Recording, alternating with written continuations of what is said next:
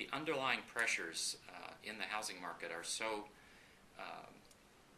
dominant that it's really unlikely that any limited package is going to have the effect of solving all of the problems. And in the housing situation, it's really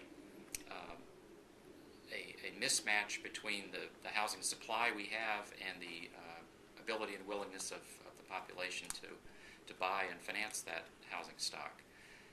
We don't have the same sorts of problems that Florida and California do, but we do have a problem with very strong building in our region over the last few years, probably in excess of our reasonable needs.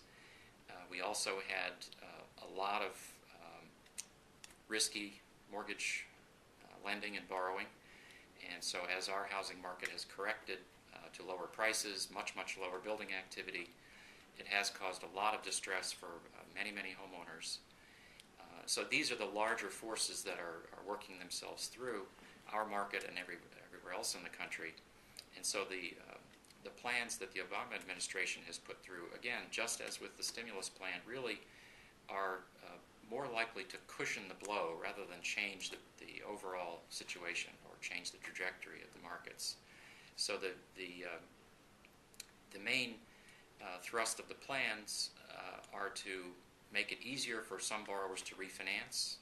Those borrowers who, of course this is difficult to identify, but what the plan is calling responsible borrowers who have just been kind of blindsided by the very rapid change in the housing markets and the mortgage markets.